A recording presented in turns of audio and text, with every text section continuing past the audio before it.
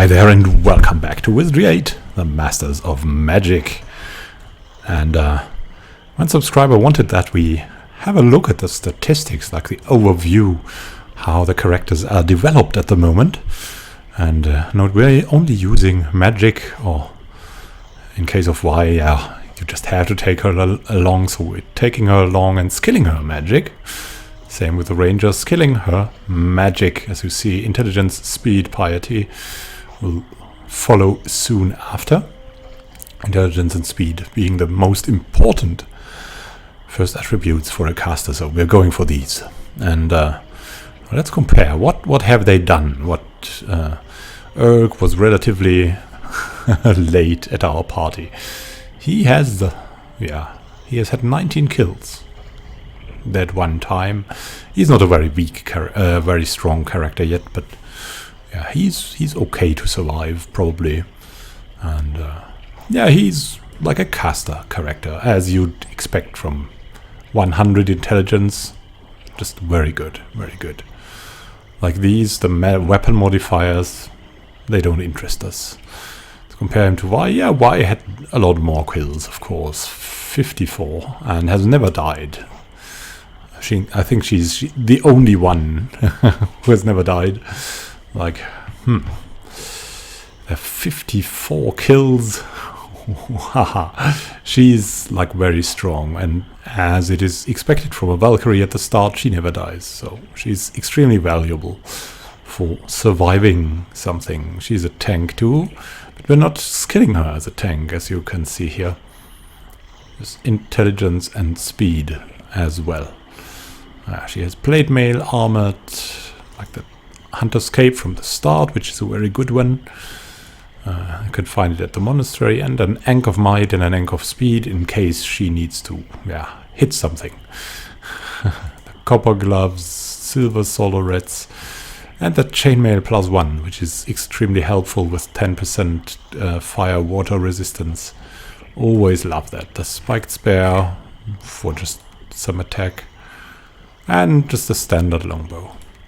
So let's continue. We have none. The male Ravulf Bishop. Now it gets interesting. He's close to 100 intelligence, close to a relatively high speed. Let's see. He has 106 kills, but has also died 5 times. Yeah, that's his weakness. He has an initiative of 21 already. Let's compare that. Y is quicker, mostly because of the Ankh. And Urk is a little bit slower. He has bad equipment overall. Doesn't value a look. So that's none. That's none. What's about his other stuff here? He has good resistances already. Maxed out air resistance. Very nice. All the other resistance is also very good. And you can go over 100 with the resistance. So this will also count for your resistance, so it's very good. Even if it isn't shown here, it really emphasizes it. And of course your skill in the certain realms of magic, like fire, earth, and so on, these skills also increase your resistances, which is why a bishop is always very resistant to everything. See about his skills. Yeah, his skills are a little bit lagging behind the spell schools here. He's very helpful. Here's our artifacts guy, our identifier. All in all, also mythology has gone pretty well. And you can see here where his strengths lie: fire magic, mental magic, and divine magic. There's also some shield skills, the combat and weapon modifiers. Yeah, you can see here his current personal effects. He has pretty high resistances due to these rings, the short staff, the shield of winds. So pretty high air resistance, that is plus 50%. Earth and water resistance also good, and more initiative via the short staff. So let's continue with Nebdar, our priest. He has already 80 kills, not bad for a divine magician, or not really magician, but caster. Yeah, we should look at that too. Like he has speed +1, penetration, damage absorption of 6%. That is dwarven. You can see here. None has got the speed bonus yet. He's the shield bonus to help him survive a bit. Neptar doesn't need that. He's like a backliner, which is very important for a healer, so he doesn't need to heal himself. And let's look at his resistance. His resistance is already okay, but not really as good as with a bishop, of course. Yeah, his skill in divine is exorbitant. His skill is really good. The others are lagging a bit behind, of course, because there's not so many spells here for like a priest that he could rise his skills with. Like water spells are like a good choice generally. Air also due to the portals, but the others are really not that often used. Especially because we have a lot of trap solvers and identifiers. So there are his skills, and you can see that divinity is already close to the maximum.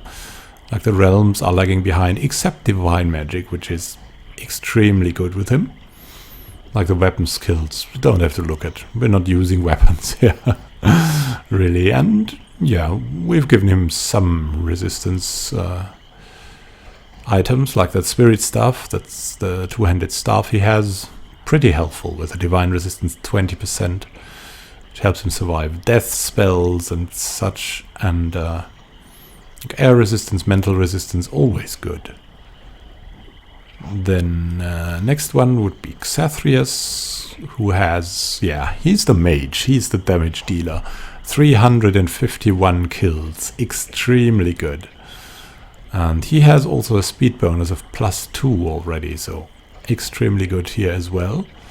And his resistances are pretty good too, like the divine resistance already up to the presumable max, and the other skills are pretty high too, like fire at 84, water at 79, air and earth still pretty good. Well, mental is lagging a bit behind in divine, but not, you could not tell that is lagging behind, like that's too much to be said here.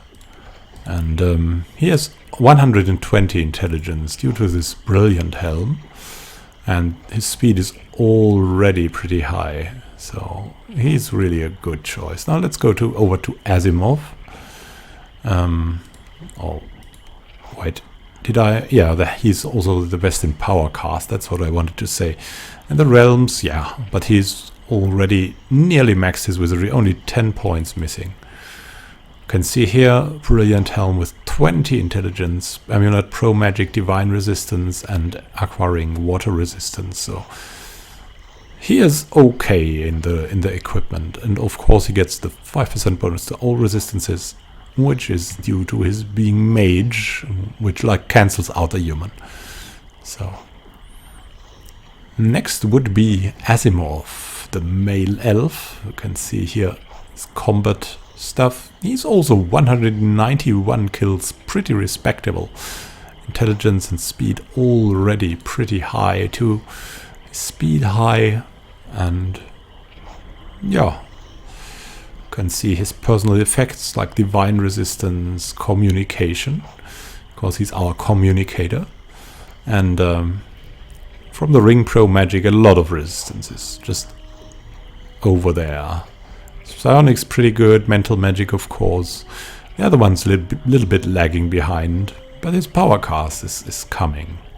It's coming. You can see here again the resistance is very helpful, the high mental resistance, so he's the backup healer, definitely. The other resistance is not too bad either. And yeah, the equipment, he has gotten the Wizard's Cone, which is pretty funny, with a 10% divine, otherwise nothing really special. Except of course the ring pro magic is very, very good. And next would be Scrubwave, our alchemist. Also pretty good kills, but not as many deaths, and moderate speed. bonus already. You can see here he has also reached 100 intelligence and 83 speed already. So yeah, and we should get our weight down a bit so we get more speed. You can see the resistances aren't that good, even though his skills are pretty okay. But yeah, we haven't bought as many spells for him yet, and like in general, the alchemist spells are maybe, yeah, the later spells are really good, but the first spells aren't that stellar. For me, it's like that. So of course, Scrubwave has debuffs as an alchemist, but we don't need really debuffs in that group. We need pure killing, and that's like a weakness of the alchemist. If there is some kind of weakness, he can also heal well and stuff, so he doesn't concentrate on killing, and that's shown in this yeah, in this statistic. Now he has Powercast already pretty high. Note that Powercast is also leveled up by healing and stuff, not only by offensive spells, even if it, I think, counts versus offensive spells. Yeah, increases the original effectiveness and duration of the spell and makes it more difficult to resist. So it might be it gets us better buffs too. So alchemy already pretty high. Water magic, of course. Yeah, that's the thing of the alchemist, water and air, basically. As already with the spells we have. Now, the personal effects aren't that good. 2 rings of protection and the aqua shield getting him water resistance. Yeah, that's why he's also maybe limited in his kills and deaths. So let's look for new equipment for him maybe. Now, Flara has pretty good equipment, especially for locks and traps. So we've left her the Possessed Cap. She's not really a tank. And the Forest Cape also helps with tanking a bit. She also has the Chainmail Pants, the Thieves Buckler. Yeah, they're a little bit of resistance. And yeah, for a hybrid, she's pretty good with the alchemy. Already at 63. The scouting that we need is at 63 too. And yeah, the realms are lagging behind, of course. The divine magic doing pretty good, but the rest is pretty much lagging behind. We have still some bow skill and stuff and ranged combat from the start when she didn't have many spells, but she's like closely following up the real casters, so to say, or the just casters in her efforts. She's a Pathfinder already, and yeah, maybe soon she'll get the portal too, and maybe she can do some more stuff. With a firebomb now, that shouldn't be a problem too. And the resistances are already pretty okay, also due to her being Felper, which gives you pretty good resistances, I think. Now her items, like we have already seen them. She has, of course, all the nice items like that she won't use because we're using spells mostly, but yeah, the Demon Sting, the Diamond Epi, pretty good items, but we won't go for any better items. Even, yeah, we have to find them, or we have to buy something with resistance on it, like that's the strategy, or with intelligence. And yeah, that's the thing. And yeah, she's a pretty good ranger with her searching and all.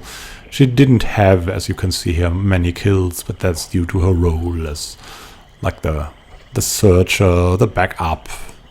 She's also often the combat healer, the tank, and so that's the reason for her being a bit behind in the kills. But that will change once she has access to higher level spells too, and yeah, higher level skill as well. As you can see here, she has pretty good skill in Divine, and the rest is lagging behind a bit, but we're doing much with the Firebomb, as I already said, in the Noxious Fumes. So, like this was the overview about the party. I hope you enjoyed it. It's not like the regular episode out there. The regular episode is running around, having combat, having fights, doing some quests. I wanted to do that like with making that a special episode. So if you're not interested in it, you can skip it. If you're interested in it, you can watch it all day long and look how your party was doing, how maybe your psionic was doing. If you're doing a mirror run in private to try it out, how it works. Maybe you're better, maybe you're worse in the statistics, and yeah, maybe you'll tell us about it. That would be interesting too. I'd be happy to hear from you. So happy gaming to you. See you in the next episode. This is Immanuel signing out, and in the next episode we'll have some exploration, some combat, like the usual mix of fun and entertainment in Wizardry 8. See you.